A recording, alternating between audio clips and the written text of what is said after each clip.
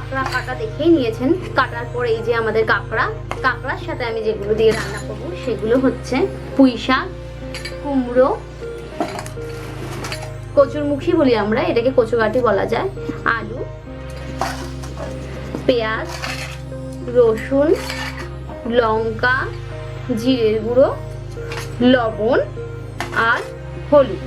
তো বন্ধুরা এবার আমরা ইনগ্রিডিয়েন্টস গুলোকে কাটা শুরু করি। এই যে পুঁই শাকগুলোকে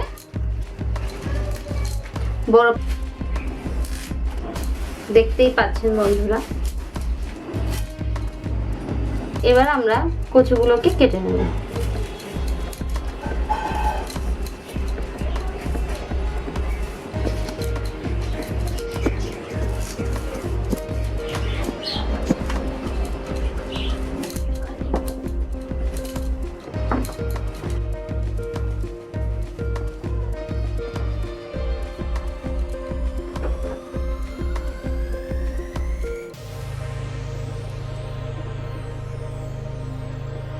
বন্ধুরা আমাদের সব ইনগ্রিডিয়েন্টস গুলো কাটা হয়ে গেছে। এবার আমাদের রসুন, পেঁয়াজ আর লঙ্কাগুলোকে কেটে নিতে হবে। চলুন দেখে নিই আমরা ওগুলোকে কিভাবে কাটবো। পেঁয়াজটাকে ধুয়ে নিয়েছি, ধুয়ে নিয়ে এইভাবে কেটে নেব। পুরো কুচে নিচ্ছি পেঁয়াজটা।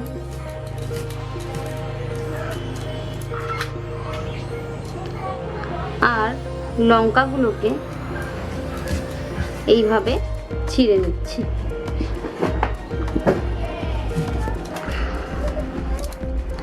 আমরা অ্যাকচুয়ালি বেশ ঝাল ঝাল তরকারি খেতে ভালোবাসি, ওই জন্য আমরা বেশি পরিমাণে কাঁচা লঙ্কা খাই, তাই আমরা একটু বেশি কাঁচা লঙ্কা দিচ্ছি। আপনারা যে যেরকম ঝাল খান সেই অনুযায়ী আপনারা এই তরকারিতে আপনাদের পছন্দ মতো ঝাল কেটে নিতে পারেন।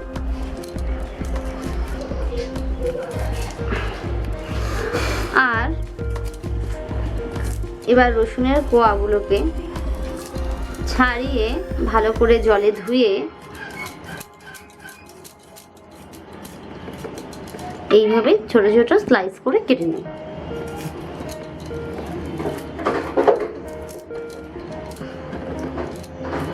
আমার সব ইনগ্রিডিয়েন্টসগুলো কাটা হয়ে গেছে। এবার আমরা প্রিপারেশনটা রেডি করব। চলুন দেখে নিই কিভাবে আমরা রান্নাটা করব। আমরা সবজিটাকে ভালো করে ধুয়ে নেব।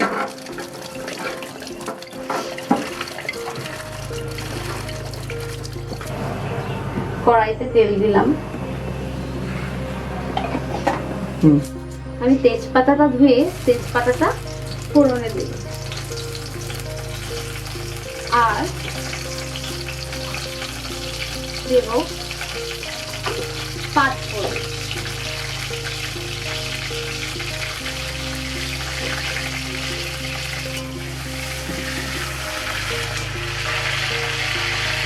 তারপর সব ইনগ্রিডিয়েন্টস গুলো পাঁচ ফোড়ন দেওয়ার পর সব ইনগ্রিডিয়েন্টস গুলো ইনগ্রিডিয়েন্টস গুলো ব্রাউন কালার হয়ে গেছে। এবার আমি কেটে রাখা সবজিগুলো এর মধ্যে দিয়ে দেব।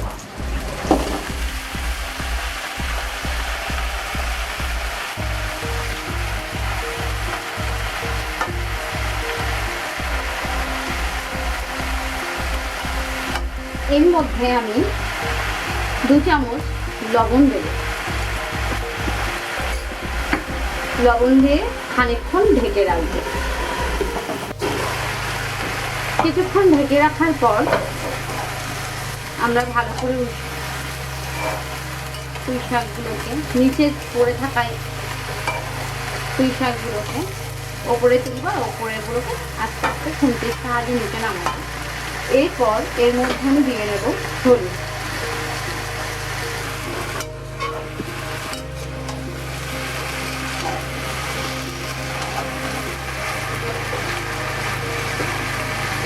আমি দেখতে পাচ্ছি হলুদ সেরকম হয়নি, ওই জন্য আরও 2 টিস্পুন হলুদ গুঁড়ো দিয়ে দিলাম।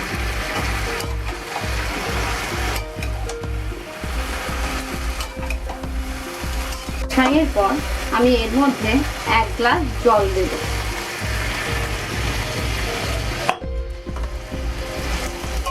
1 গ্লাস জল দেওয়ার পর কাঁকড়াগুলোকে এর উপরে আস্তে করে দিয়ে দেব, দিয়ে ঢেকে রাখবো আর গ্যাসটাকে লো ফ্লেমে দিয়ে রাখবো। এবার শুধু অপেক্ষা করব তরকারিগুলো আর কাঁকড়াটা ভালোভাবে মজে। এবার আমরা একটু নেড়ে ছেড়ে ভালো করে ওপর নিচে করে এইভাবে তরকারিটাকে ঘুটবো।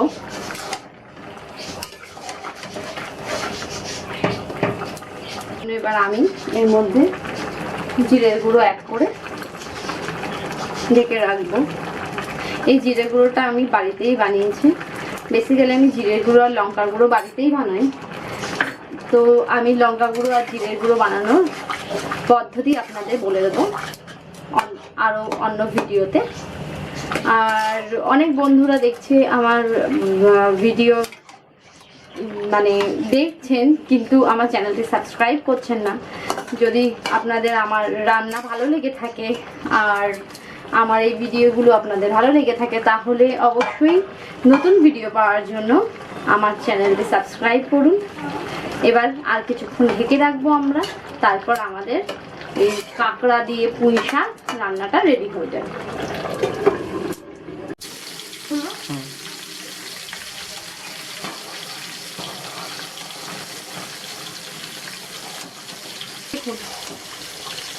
আমাদের কাঁকড়া রান্না শেষ হয়ে গেছে, কারণ আমাদের তরকারি মজে গেছে। এবার এটাকে আমরা পরিবেশন করি। তো বন্ধুরা, আমাদের কাঁকড়া রান্না হয়ে গেছে।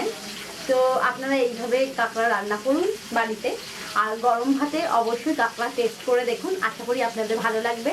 তো বন্ধুরা, যে সকল বন্ধুরা আমার ভিডিওগুলি আপনাদের ভালো লাগছে প্লিজ লাইক করুন, আর যে সকল বন্ধুরা আমার ভিডিও দেখছেন কিন্তু এখনও পর্যন্ত আমার চ্যানেলটি সাবস্ক্রাইব করেন, প্লিজ আরও নতুন নতুন ভিডিও পাওয়ার জন্য, আরও নতুন নতুন রেসিপি পাওয়ার জন্য আমার চ্যানেলটি সাবস্ক্রাইব করুন, আর নোটিফিকেশন পাওয়ার জন্য বেল বাটনে ক্লিক করুন, আর অবশ্যই ট্রাই করুন।